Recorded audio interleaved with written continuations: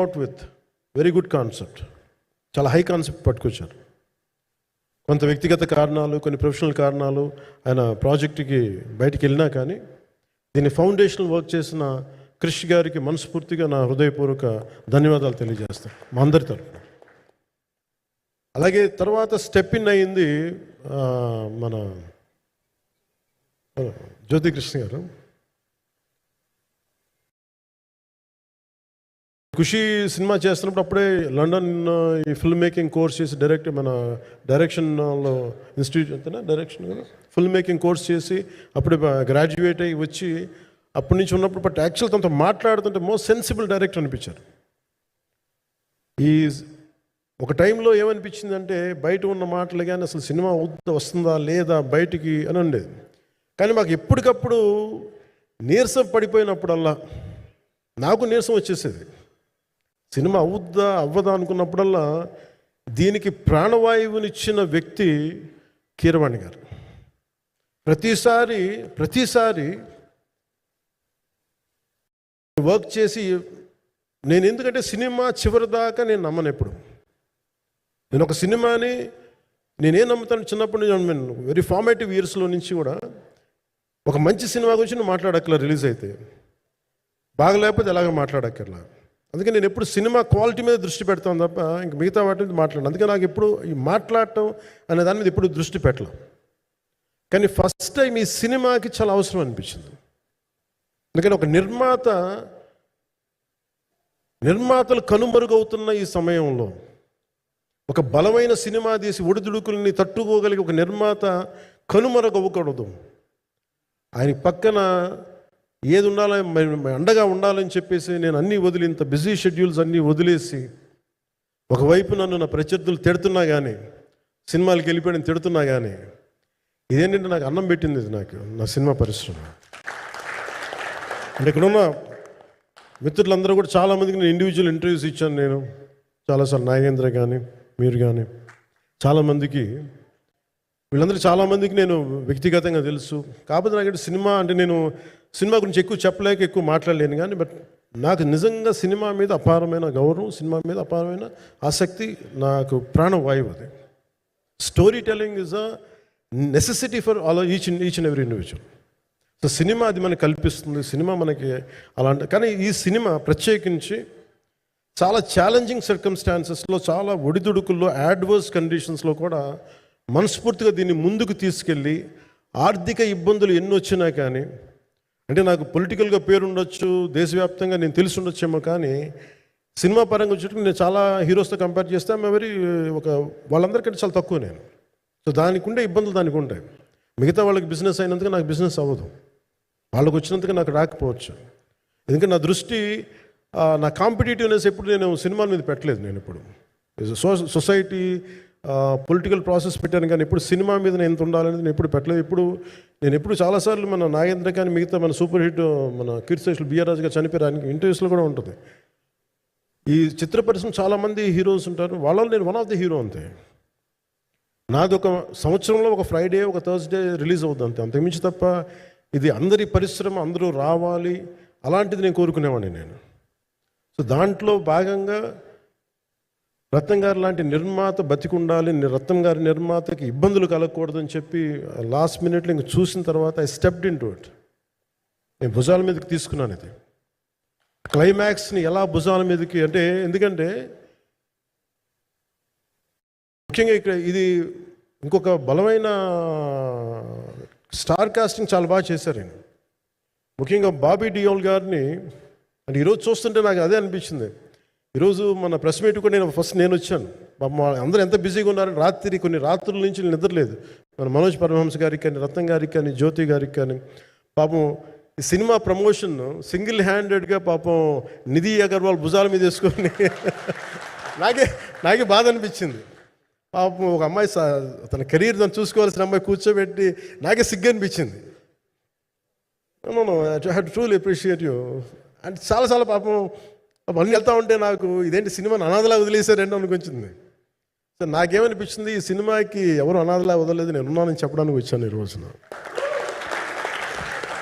ఎందుకంటే నేను కోట్లాది మంది ప్రజలకి అండగా ఉండేవాడిని, దేశంలో ఉండే సమస్యలకి స్పందించేవాడిని. అలాంటిది తెలుగు సినిమాకి, నా సినిమాలకి మీకు తెలుసు గతంలో ఎన్నిసార్లు ఇబ్బందులు పెట్టారు. అదే మన ప్రభుత్వం అక్కడికి రాగానే వెంటనే సాధారణంగా గుండెలు హృదయ కవాటాలు తెరిచి మరి ఆహ్వానించాం. ఏమి కృతజ్ఞత కూడా ఆశించలేదు. అంత చిత్ర పరిశ్రమను అంత గుండెల్లోకి తీసుకుంటాం. అలాగే దీనికి సంబంధించి అలాంటిది నా సినిమాని నేను ఎందుకు వదిలేస్తాను? ఎందుకంటే ఇది ఇంకో సినిమా కాదు.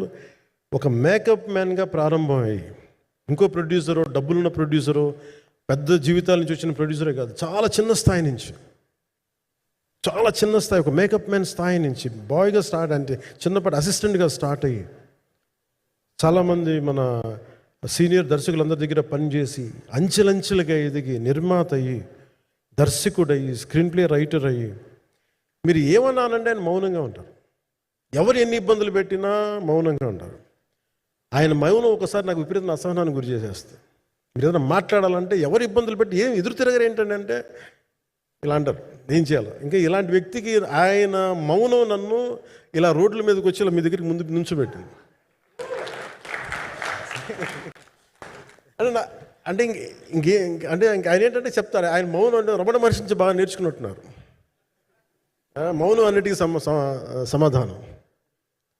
సో నాకు మనస్ఫూర్తిగా ఈ స్టార్ కాస్టింగ్ ఒకటి, అంటే చిత్ర పరిశ్రమ మీద ఎందుకు ఇంత గౌరవం అంటే మనందరం కులాల మీద, మతాల మీద, ప్రాంతాల మీద, భాషల మీద కొట్టుకుంటూ ఉంటాం. But any film industry take in this world, especially Indian film industry, దీనికి there is no caste discrimination, there is no region discrimination, there is no religion discrimination, nothing. It's purely your creative potentiality, purely your creative ability. నువ్వు చిరంజీవి గారి తమ్ముడు కావచ్చు, చిరంజీవి గారి కొడుకు కావచ్చు, లేదంటే ఇంకొకళ్ళు అబ్బాయి కావచ్చు, మేనల్లుడు కావచ్చు, ఇట్ డజంట్ మ్యాటర్. నీకు టాలెంట్ లేకపోతే నువ్వు నిలబడలేవు, నీకు సత్తా లేకపోతే నువ్వు ఇక్కడ ఉండలేవు. అది నా కొడుకైనా సరే. ఇట్ ఆల్ డిపెండ్స్ నీకు ఎంత టెనాసిటీ ఉంది, ఎంత పర్సీవరెన్స్ ఉంది, ఎంత నిలబెట్టుకోగలవు, ఎంత నిలదొక్కుకోగలవు, ప్రతికూలతలు ఎంత బలంగా నిలబడగలవు. ఒక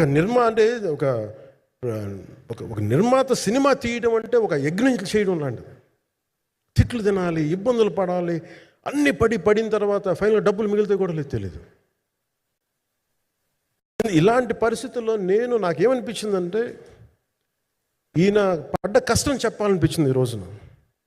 ఈ ప్రెస్ మీట్ తాలూకు ముఖ్య అంశం, ఒక చిన్న స్థాయి నుంచి వచ్చిన వ్యక్తి నిర్మాతగా ఎదిగి ఆయనకున్న పాపం, ఆయన మంచితనం ఆయన్ని శాపంగా అవ్వకూడదని చెప్పి ఒక ఉద్దేశంతో ఆయన మంచితనం చెప్పాలి, ఆయన ఒక మంచి సినిమా చేశారని చెప్పడానికి నేను ఈ రోజున మీ ముందుకు వచ్చాను. ఎందుకంటే నేనేం నమ్ముతానంటే సినిమా బాగుంటే ఎలాగో చూస్తారు, దీని గురించి చెప్పక్కర్లేదు. సినిమా బాగాలేకపోతే ఎలాగో చూడరు, మీరు ఎంత పబ్లిసిటీలు చేయండి ఇవన్నీ అనుకోండి. అందుకే నేను పెద్ద ఎక్కువ మాట్లాడడానికి ప్రయత్నం చేయను. కానీ ఈ పర్టికులర్ రోజు మటుకు, ప్రత్యేక ఈ రోజు మటుకు ఆయన పడ్డ కష్టం ఈ సినిమాకి, అలాగే ఒక్కొక్క కాస్టింగ్ ఆయన చేసింది, దీనికి నేను క్రిష్ గారిని కూడా చాలా మనస్ఫూర్తిగా అభినందిస్తున్నాను. ఎందుకంటే ఆయన కూర్చున్నప్పుడు ఎంతమందిని పెట్టాం, ఒక ఔరంగజేబ్గా మిగతా నటులు ఒకళ్ళిద్దరు యాక్టర్స్ని పెట్టి కూడా ఒకళ్ళ చేత యాక్ట్ చేయించాం ఒకళ్ళ చేత.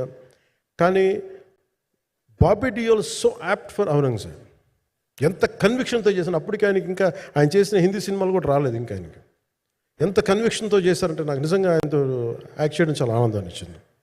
సో అలాంటి బాబీ డియోల్ గారిని మొత్తం pan India, Manoj Paramahamsa was roped in last. ఇంకా సినిమా ఎట్లా మనం అయిపోవాలి, నేను పాలిటిక్స్కి వెళ్ళిపోయిన తర్వాత, డిప్యూటీ సీఎం బాధ్యతలు తీసుకున్న తర్వాత అందరికీ అయిపోయింది, ఇంకా సినిమాలు చేయలేడు ఇతను, ఎలా చేస్తాడంటే నాకు తెలుసు కష్టం అని. నేను ఎలా చేశాను ఈ సినిమా అంటే, పొద్దున్న 2 గంటలు చేసామని, బ్రేక్ఫాస్ట్ టైము, లేదంటే నా ఎక్సర్సైజ్ టైంని కొంచెం మిడ్ నైట్గో లేదంటే ఎర్లీ మార్నింగ్ 4 గంటలు పెట్టుకొని, ఆ 2 గంటలు ఏమి దొరుకుద్దో ఆ 2 గంటలు ఇస్తే జ్యోతి, మనోజ్ గారు, మన రత్నం గారు, వీళ్ళు కూర్చొని ప్లాన్ చేసి, అది కూడా నా ఆఫీస్కి, నా పార్టీ ఆఫీస్కి కూతవేటు దూరంలో ఉన్న ఒక మా స్నేహితులు ఒక వాళ్ళ గోడౌన్ ఉంటే అక్కడ కూర్చొని షూట్ చేసాం. ఎంత మండుటెండంటే అసలు దాంట్లో కూర్చొని మ్యాట్ వర్క్ చేసి మీరు ఫైనల్ రిజల్ట్స్ చూస్తే ఇది ఇక్కడ చేశారంటే అంత ఆశ్చర్యం అనిపిస్తుంది. And hats off to Manoj Paramahansa garu. And ఈ సీన్స్ అన్నిటికీ ప్రీ విజువలైజేషన్, ప్రతి సీన్ చేయబోయే ముందు అసలు నాకు ఏమనిపించిందంటే సినిమా చేయగలమా లేదా అనే పరిస్థితుల్లో జ్యోతికృష్ణ గారు ముందుకు వచ్చి నాతో మాటలు నేను చెప్పలేదని, ఇది ఇలా చేస్తాం అలా చేస్తాం ఏం చెప్పలా, ఏమి చేయబోతున్నాడో ఎవ్రీథింగ్ వాజ్ ప్రీ విజువలైజ్డ్. ఈ సీన్ ఇలా ఉండబోతుంది, ఈ చేయబోయే సీన్ ఇలా ఉన్నది. నాకు దాని మీద ఆత్మవిశ్వాసం కలిగింది. నాకు లేదు, ఒక సత్తా ఉన్న దర్శకుడు, తెలుగు చిత్ర పరిశ్రమకి సైజ్ తీయగలిగేవాడు.